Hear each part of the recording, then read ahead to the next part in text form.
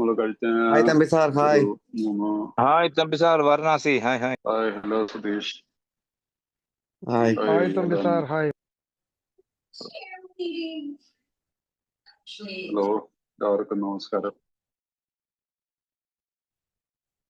So തൊഴിലുടമകളോടെന്നുള്ള ഒരു ചാപ്റ്ററാണ് നമ്മൾ പഠിച്ചുകൊണ്ടിരിക്കുന്നത് അതുപോലെ അത് തന്നെ ആ വിഷയത്തിൽ നമ്മൾ ചർച്ചയ്ക്ക് കൊടുക്കുന്നു. അപ്പോൾ സാധാരണതയിൽ ബിഗ് ബുക്കിൽ പലപ്പോഴും ഒഴിവാക്കപ്പെട്ടിട്ട് പോകുന്നൊരു 3 ചാപ്റ്ററാണ് ഭാര്യമാരോട്, പിന്നീടുള്ള കുടുംബം, തൊഴിലുടമകളോട്.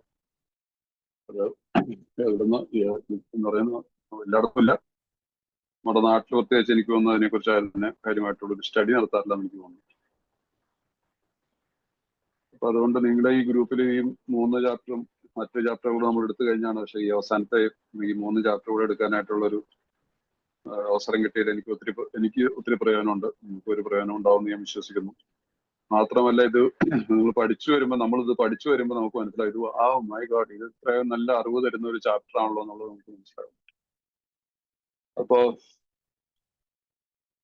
നമുക്ക് ആ ഭാഗത്തേക്ക് നമുക്ക് പോവാം. നമ്മൾ ഇന്നത്തെ ഡെയിലി റിഫ്ലക്ഷൻ വളരെയധികം പ്രയോജനപ്പെടുത്തുന്നതിന് നിങ്ങളാരും രാവിലെ വായിച്ചിട്ടില്ലാത്തവർ ഒരിക്കൽ കൂടി അത് വായിക്കണം. അതിനെക്കുറിച്ച് വിചിന്തനം ചെയ്യണം. കാരണം ഇത് 10ാമത്തെ പടിയിൽ അടിസ്ഥാനമാക്കിയിട്ട് പറയുന്ന ഒരു ഭാഗമാണത്. 10ാമത്തെ പടിയാണ്. തെറ്റുകൾ ചെയ്യുമ്പോഴെല്ലാം ഉടനെ സമ്മതിക്കുകയും ചെയ്തു. അപ്പൊ നമ്മുടെ പ്രതിദിനത്തെ അത് എന്നും ദിനം നമ്മൾ സ്വന്തമായ വിലയിരുത്തലുകൾ തുടർന്ന് ചെയ്യുന്നു. അപ്പൊ അത് നമ്മൾ പലരും അതൊരു 4ാമത്തെ പടിയുമായിട്ട് അത് കൂട്ടിക്കുഴയ്ക്കും. 4ാമത്തെ പടിയിൽ ഞാൻ എൻ്റെ ധാർമ്മിക നിലവാരത്തെയൊക്കെ ഞാൻ കണക്കുകൾ എടുത്തിട്ടുണ്ടല്ലോ. അപ്പൊ അതുകൊണ്ട് 10ാമത്തെ പടിയിൽ കണ്ടിന്യൂഡ് എന്ന് പറയുന്നുണ്ടെങ്കിൽ അതിനെ ഒരു പദാനുപദം നമ്മൾ ഇത് മനസ്സിലാക്കി കഴിയുമ്പോഴാണ് മനസ്സിലായത്. കണ്ടിന്യൂഡ്. ഓക്കെ, അപ്പൊ ഇത് നമുക്ക് ഈ 10ാമത്തെ പടിയുടെ ഈ ഭാഗം പ്രതിദിന നിലവാരം വിലയിരുത്തൽ, നമ്മുടെ അന്നത്തെ ദിവസം കണക്കെടുപ്പ് നടത്തുന്നത് ഇതിനു വേണ്ടിയിട്ട് 10ാമത്തെ പടി വരെ നിൽക്കേണ്ട ആവശ്യമൊന്നുമില്ല. സാധാരണയിൽ നല്ലൊരു സ്പോൺസർ കൊടുത്തില്ല നിങ്ങൾ പ്രോഗ്രാം പ്രാക്ടീസ് ചെയ്യുന്ന അദ്ദേഹം പറയും, തുടക്കത്തിൽ തന്നെ പറയും എന്നും വൈകിട്ട് ഒരു കണക്കെടുപ്പ് നടത്തണമെന്നുണ്ട്. അപ്പൊ ആ ഒരു തുടക്കക്കാരന്റെ രീതി അല്ലായിരിക്കും നമ്മൾ ഈ പടികൾ 9ാമത്തെ പടിയും കഴിഞ്ഞിട്ട് 10ാമത്തെ പടിയിൽ എത്തുമ്പോൾ ഒരു വ്യക്തിയുടെ മനോഭാവം. അപ്പൊ ഇവിടെ പക്ഷെ നമ്മൾ തുടക്കത്തിൽ തന്നെ ഇത് പാലിച്ച് നമ്മൾ പരിശീലിക്കും വരികയാണെങ്കിൽ തുടക്കത്തിൽ തന്നെ ഒരു 3 മാസം കഴിയുമ്പോഴത്തേക്ക് ഏകദേശം ഒരാൾ ഉറപ്പിക്കുകയാണ്, യെസ് എനിക്ക് ഈ പ്രോഗ്രാം വേണമെന്ന്, എനിക്കൊരു സ്പോൺസർ വേണമെന്നൊക്കെ വെച്ചിട്ട് ഒരു സ്പോൺസറുടെ സഹായത്താൽ ഈ പ്രോഗ്രാമിനെ ഫോളോ ചെയ്യുകയാണെങ്കിൽ ആ സ്പോൺസർ പറഞ്ഞു കൊടുക്കും. കുറച്ച് ദിവസത്തെ സംസാരത്തിൽ നിന്ന് പലപ്പോഴും ഏതായാലും മാനസികമായിട്ട് സംഘർഷങ്ങളും പ്രശ്നങ്ങളും ഇല്ലാത്ത ഒരു മദ്യപാനിയും ഇല്ല. അങ്ങനെ ഒരാളെ കണ്ടിട്ടില്ല. പല രീതിയിലും പലതും നമ്മൾ തന്നെ ക്രിയേറ്റ് ചെയ്യുന്നതാണ്, ചിലത് നമ്മുടെ ഇമാജിനേഷൻ ആണ് ഈ പ്രശ്നങ്ങളെല്ലാം. അപ്പൊ അങ്ങനെയുള്ളപ്പോൾ പലപ്പോഴും ഒരു സ്പോൺസർക്ക് ശരിയായിട്ടുള്ള ഉത്തരവൊന്നും പല കാര്യങ്ങളിലും പറയാൻ പറ്റില്ല. പക്ഷെ ഈ ഒരു കാര്യം പറഞ്ഞു കൊടുത്തു കഴിഞ്ഞാൽ, ഒരു കാര്യം ഇപ്പൊ എന്നോടൊരു സുഹൃത്ത് സഹായം ചോദിക്കേണ്ടി ഞാൻ അദ്ദേഹത്തിനോട് എനിക്ക് ഉത്തരം കിട്ടുന്നില്ലെങ്കിൽ പോലും ഞാൻ അദ്ദേഹത്തിന് പറഞ്ഞു കൊടുക്കാം, ഒരു കാര്യം ചെയ്യും, ഇന്നത്തെ ദിവസത്തെ ഒന്ന് വിലയിരുത്തുക. ഇന്നത്തെ ദിവസം രാവിലെ എപ്പോൾ എണീറ്റു, അതിനുശേഷം എന്ത് ചെയ്തു, പ്രാർത്ഥിച്ചില്ല, അതിനുശേഷം ആരെ കണ്ടു, എപ്പോൾ ഓഫീസിൽ പോകാനായിട്ട് ഇറങ്ങി, ജോലിക്ക് പോകാൻ ഇറങ്ങി, ഏത് ജോലിയിലാണെന്നില്ല, അതിനുശേഷം ഞാൻ ആരെങ്കിലും കണ്ടു, വഴിയിൽ വെച്ച് ആരെങ്കിലും എന്തെങ്കിലും സംസാരം ഉണ്ടായോ, അല്ലെങ്കിൽ എന്റെ ഭാഗത്ത് എന്തെങ്കിലും തെറ്റായിട്ടുള്ള പ്രവൃത്തിയോ എന്തെങ്കിലുമൊക്കെ ഉണ്ടായിട്ടുണ്ടെങ്കിൽ അതിനെക്കുറിച്ച് അങ്ങനെ ഒരു വൈകുന്നേരം വരെ ഞാൻ ഈ വീട്ടില് വന്ന് ആഹാരം കഴിച്ചിട്ട് ഈ നമ്മളിപ്പോ വിശ്രമത്തിന് വേണ്ടിയിട്ട് തയ്യാറാവുന്ന ആ സമയം വരെയുള്ള ഒരു കണക്കെടുപ്പ് പ്രതിദിനം എടുത്തു പോയാൽ നമ്മുടെ റിക്കവറി വളരെ നല്ല രീതിയിൽ. പലപ്പോഴും നമുക്ക് എന്താ പറ്റാറുള്ളത്, പറഞ്ഞു ഈ സംഭവിക്കാനുള്ള ഇനി അത് പിന്നെ നോക്കാം. പക്ഷെ നമ്മുടെ ഉള്ളിന്റെ എവിടെയെങ്കിലും അതിങ്ങനെ നമ്മളെ പിന്നീട് ബുദ്ധിമുട്ടിച്ചുകൊണ്ടിരിക്കും. നാളെ പിറ്റേ ദിവസവും പിറ്റേ ദിവസവും അത് മാസങ്ങളോളമോ നമ്മൾ ചോദിക്കുന്നത് അതിന്റെ ആവശ്യമില്ല. അപ്പൊ അതുകൊണ്ട് അന്നത്തെ കണക്കെടുപ്പ് തന്നത്തേക്ക് എടുത്തു പോയി കഴിഞ്ഞാൽ ആ ഒരു ശീലം പ്രാക്ടീസ് ചെയ്ത് വരികയാണെങ്കിൽ ഈ 4ഉം 5ഉം പടികളും കഴിഞ്ഞ് 6, 7 പടിയും കഴിഞ്ഞ് 8, 9 കഴിഞ്ഞിട്ട് 10ാമത്തെ പടിയിൽ എത്തുമ്പോഴത്തേക്കും, കാരണം ഈ 10ാമത്തെ പടിയിൽ വെച്ചാണ് നമുക്ക് സുബോധം തിരിച്ചു കിട്ടുന്നതായിട്ടുള്ളൊരു വാക്ക് ബിഗ് ബുക്കിൽ പറയുന്നു. അപ്പോഴേക്കും സുബോധം തിരിച്ചു വന്നിട്ടുണ്ടാവാം. കാരണം അവിടെ പറയുന്നത് എന്താണ്, ആ ഭാഗത്ത് പറയുന്നത്, ഞങ്ങൾ ആരെങ്കിലുമോ എന്തെങ്കിലുമായോ മദ്യത്തോട് പോലുമോ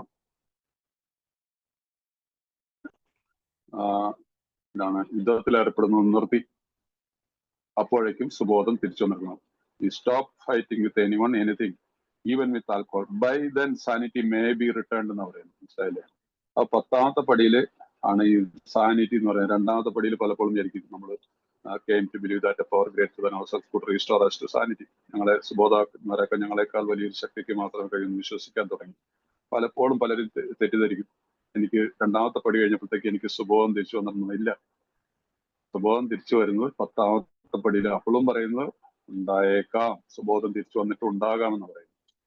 സോ ഈ രീതിയിൽ നമ്മൾ ഈ പ്രോഗ്രാമിനെ മനസ്സിലാക്കി പോന്നു കഴിഞ്ഞാൽ ഈ 10ാമത്തെ പടിയുടെ ഇന്നത്തെ ഭാഗത്ത് പറയുന്ന ഭാഗങ്ങൾ വളരെ, അപ്പൊ നമുക്ക് ഈ ഇന്നത്തെ ഈ ഒരു വ്യക്തി അദ്ദേഹത്തിന്റെ അനുഭവം കൂടി ചേർത്താണ് പണിയുന്നത്. അദ്ദേഹത്തിന്റെ ഒരു പ്രവൃത്തി മൂലം അദ്ദേഹത്തിനും അല്ലെങ്കിൽ അദ്ദേഹത്തിന്റെ ഒരു ഓഫീസിൽ ജോലി ചെയ്യുമ്പോൾ പുള്ളിയുടെ ഒരു റിപ്പോർട്ട് ഹയർ അതോറിറ്റിക്ക് കൊടുത്തതിനകത്ത് അതിന് ബുദ്ധിമുട്ടുണ്ടായത് അദ്ദേഹത്തിന്റെ ബോസിനാണ്. ആ ബോസിനെതിരായിട്ട് ഇദ്ദേഹത്തിന് റിപ്പോർട്ട് വരുന്നു. ഇദ്ദേഹത്തിന്റെ പുള്ളിനെ കീഴിലാണ് ജോലി ചെയ്യുന്നെങ്കിലും പക്ഷെ ഇപ്പോൾ എന്താണ് ഈ വ്യക്തിയിലുള്ള പണ്ടത്തെ സഹോദരൻ, മദ്യപാനിയുടെ സഹോദരനെ ആ പറഞ്ഞു എഴുതി അവൻ അനുഭവിച്ചിരുന്നു. ഇത് അതല്ല ഉണ്ടായത്.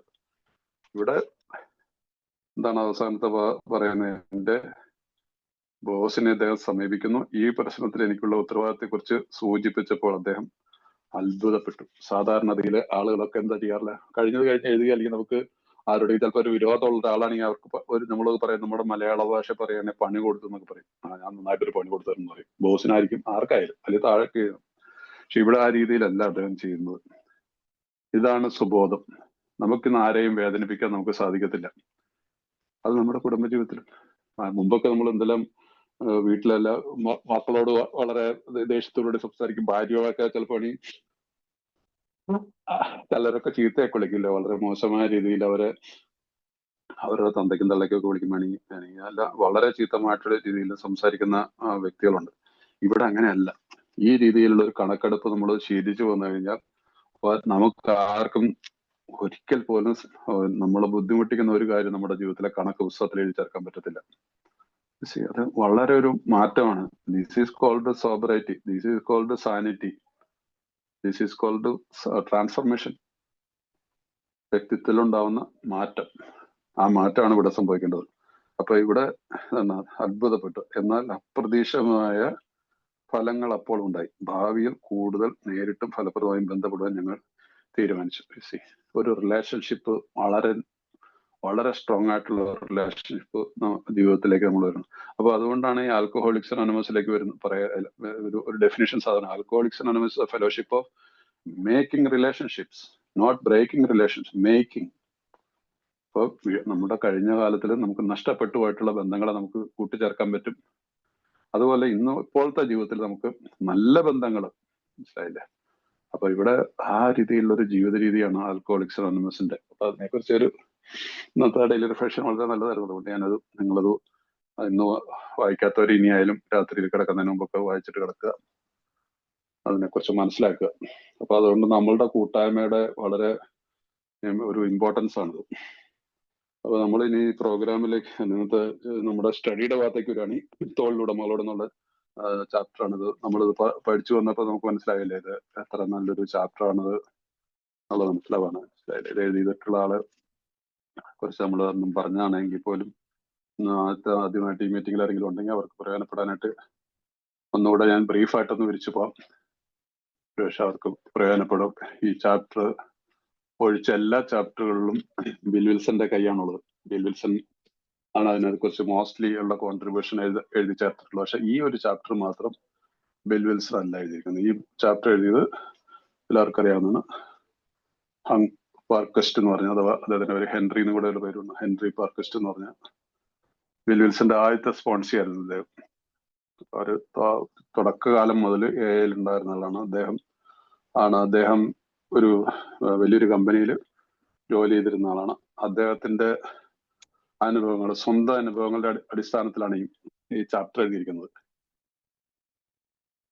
ഇതിനകത്ത് അദ്ദേഹം ആദ്യത്തെ ഒരു 2 പേജിന് ഒരു 3 ആത്മഹത്യയെ കുറിച്ചാണ്, ആൽക്കഹോളിക് ആയിട്ടുള്ള 3 പേരുടെ ആത്മഹത്യയെ കുറിച്ച് വളരെ നമ്മളെ ഒരു ഞെട്ടിക്കുന്ന ഒരു ഇതാണ്. ആ 3 പേരും കഴിവ് തെളിയിച്ച തൊഴിലാളികളായിരുന്നു അവരുടെ കമ്പനിയിൽ.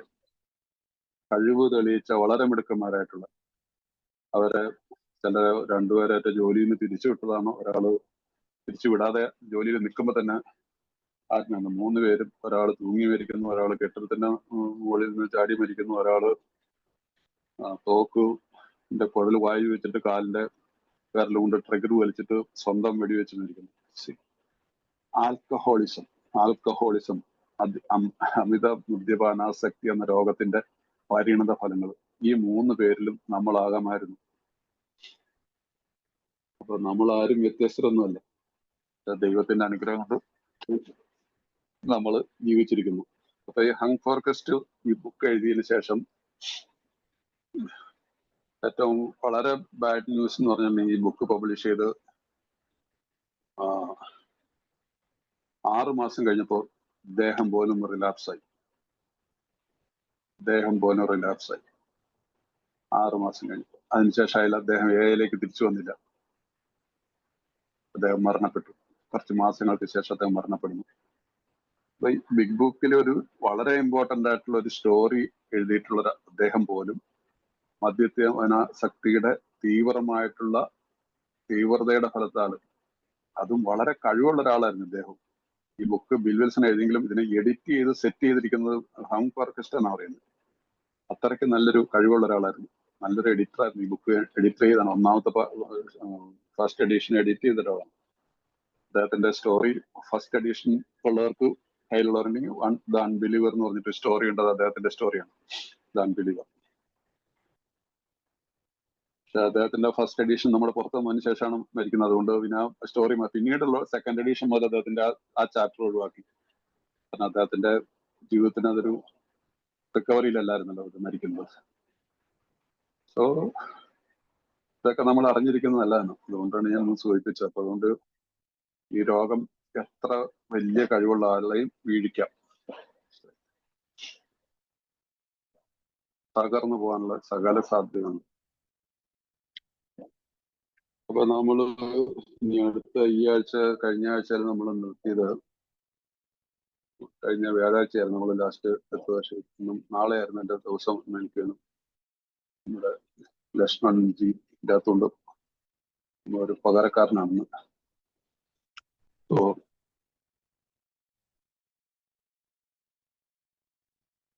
Page number 146. ശ്രീനു കോളേജിൽ വെരി ഗുഡ്. 146 last page. അത് കഴിഞ്ഞിട്ടുള്ള അയാളുടെ ഗുഡിയെ കുറിച്ച് ആ പാരഗ്രാഫിന് കഴിഞ്ഞ അടുത്ത പാരഗ്രാഫ് എടുത്തില്ലേ? എനിവേ 146 ഒരു പാരഗ്രാഫ്. എന്റെ ബുക്കിനകത്ത് ഞാൻ 147 രണ്ടാമത്തെ പാരഗ്രാഫാണ്. എന്നിവ അപ്പൊ ഇവിടെ ഒരു മദ്യപാനിയായിട്ടുള്ള ഒരു തൊഴിലാളിയോട് തൊഴിലുടമകൾ എങ്ങനെ ആണ് സമീപിക്കേണ്ടത്, എങ്ങനെയാണ് അദ്ദേഹത്തെ സഹായിക്കേണ്ടതിനെ കുറിച്ചാണ് ഇദ്ദേഹം തന്നെ അതിനെക്കുറിച്ച് വിവരിക്കുന്നത്. അപ്പൊ ഒരു തൊഴിലുടമ അറിഞ്ഞിരിക്കുന്നതാണ് ഒരു മദ്യപാന. പക്ഷെ ഇന്ന് ഞാൻ കഴിഞ്ഞ ദിവസവും പറഞ്ഞാണ്, നമ്മുടെ നാട്ടിലൊന്നും ഇന്ത്യയിലൊന്നും എനിക്ക് തോന്നുന്നില്ല അത്രമാത്രം ഒരു ബോൾഡ് ആയിട്ടുള്ള ഒരു ബോസിനെ കിട്ടുക എന്നുള്ളത് വളരെ ബുദ്ധിമുട്ടായിരിക്കും. നമ്മുടെ നാട്ടിലൊക്കെ അല്ലെങ്കിൽ ഇവിടെ നിന്ന് കുടിക്കുകയാണെങ്കിൽ വരുന്നില്ല, ഈ പറഞ്ഞ് വേഗം ഫയർ ചെയ്തേക്കും അല്ലേ, നേരെ വീട്ടിൽ പോയിരുന്നെന്ന് പറഞ്ഞുള്ള കാശും കണക്കെടുത്ത് വേണ്ടി 2 അടിയും കൊടുത്തിട്ട് ഓഫീസിൽ നിന്ന് അല്ലെങ്കിൽ ജോലി സ്ഥലത്ത് നിന്ന് ഇറക്കി വിടും. അമേരിക്കയിലൊന്നും ആ കാലത്ത് അങ്ങനെ ഇപ്പോഴത്തെ കാര്യം എനിക്ക് അറിയത്തില്ല. ഏതായാലും ഇതിൽ നിന്ന് നമുക്ക് മനസ്സിലാക്കാൻ അവരൊരുപാട് അവരൊരുപാട് അമിത മദ്യാസക്തി കുറച്ച്, കാരണം അവർക്ക് ധാരണയുണ്ടായിരുന്നു. അതാണ് ഇതിനകത്തുള്ളത്. അമിത മദ്യപാനാസക്തി രോഗമാണെന്നുള്ളത് ആ കാലത്ത് തന്നെ വഴിയായിട്ട് തന്നെ മാക്സിമം എനിക്ക് തോന്നുന്നു ബിഗ് ബുക്ക് ഇറങ്ങിയതിന് ശേഷമാണല്ലോ പെട്ടെന്ന് അമേരിക്കയിൽ വളരെ ഒരു അമേരിക്കയിലും ഇംഗ്ലണ്ടിലും കാനഡയിലും ഒക്കെ വളരെ ഒരു ചലനം ഉണ്ടാക്കാൻ പറ്റി ബിഗ് ബുക്കിന്. അതുകൊണ്ടാണ് ഫസ്റ്റ് എഡീഷൻ ഇറങ്ങി ഉടനെ തന്നെ അത് വിറ്റ് തീർന്നു. അതിനുശേഷം 100 പേരിൽ നിന്ന് നേരെ നമുക്ക് മനസ്സിലാവും 6000-8000 ഒറ്റ ആളുകളായിട്ട് പെട്ടെന്ന് മാറി ഗ്രൂപ്പുകൾ വളർന്നു വരുന്നു. അപ്പൊ സഡൻ ആയിട്ട് നല്ല ആളുകൾ ഈ ബുക്കിനെ കുറിച്ച്, ആൽക്കഹോളിസത്തെ കുറിച്ച് നല്ലൊരു സ്റ്റഡി നടത്തിയിട്ടുണ്ട്. അപ്പൊ അതുകൊണ്ട് അവർക്കറിയാമായിരുന്നു. എനിവേ ഇവിടെ ഇദ്ദേഹത്തിന് ഒരു വ്യക്തിയെ കുറിച്ചുള്ള എങ്ങനെയുള്ളതിനകത്ത് അപ്പൊ 142 പേര് പറയുന്നത്, പിന്നീട് നിങ്ങൾ പ്രസംഗിക്കാനോ ധാർമ്മിക പ്രഭാഷണം നടത്താനോ കുറ്റപ്പെടുത്താനോ ഒരുങ്ങിയില്ലെന്ന് അയാൾക്ക് ഉറപ്പ്. അപ്പൊ ഒരു വ്യക്തിയോട് റിക്കവറിയിൽ വരാനുള്ളൊരു നമ്മൾ അദ്ദേഹത്തിന്റെ ഓപ്പർച്യൂണിറ്റി കൊടുക്കുകയാണെങ്കിൽ അവിടെ വളരെ ധാർമ്മികമായിട്ടുള്ള സ്പിരിച്വൽ ആയിട്ടുള്ള ഒരു ടോക്ക് കൊടുക്കരുതെന്ന് പറയുന്നുണ്ട്. നേരത്തെ ഇങ്ങനെ ചെയ്തിട്ടുണ്ട്, തെറ്റിദ്ധാരണ ഉണ്ടാണെന്ന് അയാളോട് പറഞ്ഞു. ഇപ്പം നേരത്തെ എപ്പോഴെങ്കിലും അദ്ദേഹത്തിന് തോന്നുകയാണ് ഞാൻ വളരെ വലിയൊരു ഉപദേശം, വലിയ ആത്മീയതയുടെ ഉന്നതത്തിൽ നിന്നുകൊണ്ടാണ് നമ്മൾ പറയുന്നതെങ്കിൽ നിനക്ക് അങ്ങനെ ഒരു തെറ്റിദ്ധാരണ അതല്ല. അയാളോട് സിമ്പിളി പറയുക, അങ്ങനെ സാധിക്കുമ്പോൾ അയാളുടെ യാതൊരു വിധത്തിലുള്ള കടുത്തതോ തോന്നലുകൊണ്ടാണ് ഈ ഘട്ടത്തിൽ അമിത മദ്യപാന ശക്തി എന്ന രോഗത്തെ കുറിച്ച് അയാളുടെ വിശദീകരിക്കുന്നുണ്ട്. ഇതാണ് പറയുന്നത്. ഇപ്പൊ ഒരു തൊഴിലുടമയായാലും ശരി, ഒരു സാധാരണ ആളാണെങ്കിൽ നമ്മളൊരു മദ്യപാനിയാണ്, നമ്മൾ ഒരു മദ്യപാനിയായിട്ടുള്ള നമ്മൾ തന്നെ ഒരു ടച്ച് മറ്റുള്ളവരുടെ പ്രവർത്തനത്തിൽ ഈ ഭാഗം മനസ്സിലായില്ലേ. അതിനകത്തും പറയുന്നതാണ് നമ്മള് ഇതൊരു രോഗമാണെന്നുള്ള കാര്യത്തിലെ കുറിച്ചാണ് നമ്മൾ ഊന്നിക്കൊണ്ട് സംസാരിക്കുന്നത്. പലപ്പോഴും ചില മീറ്റിങ്ങുകളിലൊക്കെ കേൾക്കാറുണ്ട്, ന്യൂ കമർ വന്നു കഴിഞ്ഞാൽ അദ്ദേഹം ഒരു വളരെ ആത്മീയതയിൽ അങ്ങ് പൊതിയും. നിങ്ങളുടെ ദൈവാനുഗ്രഹം ഉണ്ടായ ദൈവം നിങ്ങളെ രക്ഷിക്കുന്നുണ്ടെന്ന്, ദൈവം നിങ്ങളെ തെരഞ്ഞെടുത്താണ് ഇന്ന് മുതൽ, അങ്ങനെ ഒരുപാട് നിങ്ങൾക്കറിയാം, അതൊക്കെ ചില മീറ്റിങ്ങുകളിൽ കേൾക്കാറുണ്ട്. അതൊന്നും ഒരു കാര്യമായിട്ടുള്ള പ്രയോജനം ചെയ്തില്ല. അതിന് ഞാൻ കഴിഞ്ഞ ദിവസം പറഞ്ഞെന്നറിയത്തില്ല, അത് പറഞ്ഞതാണ് ജീവിതത്തില്. ബിൽ വിൽസണ് പറ്റിയ അബദ്ധങ്ങളാണ്. ബിൽ വിൽസൺ, നമ്മുടെ ഫൗണ്ടിങ് ഫാദറായിട്ടുള്ള ബിൽ വിൽസൺ ആദ്യകാലത്ത് പറ്റി 1934 അദ്ദേഹത്തിന്റെ ആത്മീയാനുഭവം, അദ്ദേഹത്തിനുണ്ടായിട്ടുള്ള, അദ്ദേഹത്തിന്റെ മനസ്സിൽ കൂടി കടന്നുപോയ വഴികളും എല്ലാം ഒരു ആശുപത്രി എടുത്തുകൊണ്ട് 12 പടികളെ കുറിച്ച് 11 പടികളും, ആ 11 പടികൾ കഴിഞ്ഞ ശേഷം 12ാമത്തെ പടിയെ കുറിച്ചുള്ള മറ്റുള്ളവരിലേക്ക് കൊടുക്കണമെന്ന ഒരു മെസ്സേജ് കൊടുക്കട്ടായി എനിക്കും നിൽക്കാൻ പറ്റുന്നുണ്ട് തോന്നലുണ്ട്. ഇതെല്ലാം ദൈവികമായിട്ടുള്ള ഇടപെടലായിരുന്നു. അതിനുശേഷം അദ്ദേഹം ന്യൂയോർക്കിൽ പല ആളുകളായിട്ട് സംസാരിച്ചു, പല ആശുപത്രികളെ സന്ദർശിച്ചു. ഒരാൾ പോലും റിക്കവറിയിലേക്ക് വന്നില്ല. പക്ഷെ 1935 അദ്ദേഹം ഓഹയോയിലേക്ക് പോകുന്നു, ആക്കറോണിൽ. അവിടെ ഡോക്ടർ ബോബുമായിട്ട് പരിചയപ്പെടുന്നു. അദ്ദേഹവുമായിട്ട് സംസാരിച്ചിട്ട് ഡോക്ടർ ബോബ് റിക്കവറിയിൽ വന്നു. അതിനുശേഷം അവർ രണ്ടുപേരും കൂടെ വിട്ടിട്ട് ബിൽ ഡോട്ട്സൺ എന്ന് പറഞ്ഞ ഒരാളോട് റിക്കവറിയിൽ വന്നു. അതിനുശേഷം ബിൽ ന്യൂയോർക്കിലേക്ക് തിരിച്ചു വരുന്നു. ന്യൂയോർക്കിലേക്ക് തിരിച്ചു വന്നിട്ട് ഡോക്ടർ സിൽക്വർത്തിനെ പോയി കാണുന്നു. സിൽക്വർത്തിനോട് പറയുന്നു, ന്യൂയോർക്കിൽ ആരും പച്ച പിടിക്കുന്നില്ല, പക്ഷെ ഓഹയോയിൽ രണ്ടുപേർക്ക്. അപ്പൊ അദ്ദേഹത്തിന്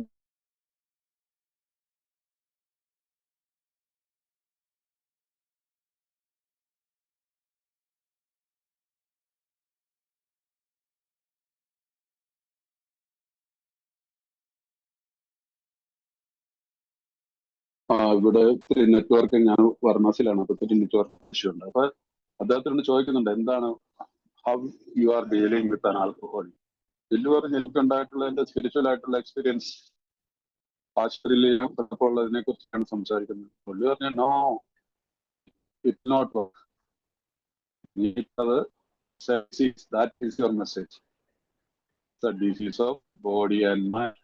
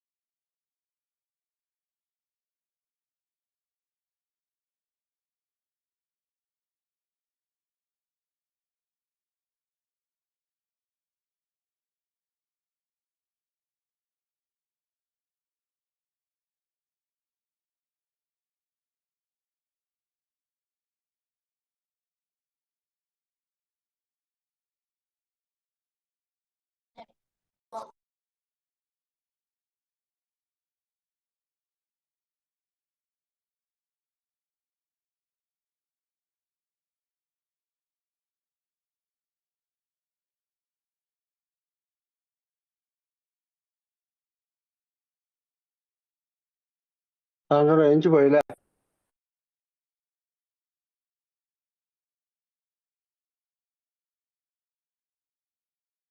അവിടെ സെർച്ച് റേഞ്ച് കുറവാന്ന് സാറിപ്പോ പറഞ്ഞായിരുന്നല്ലോ. വരും ചോദിച്ചേട്ടാ, വരും. ഒന്നുണ്ട് സാറേ, പക്ഷെ മൈക്ക് മ്യൂട്ടാണ്.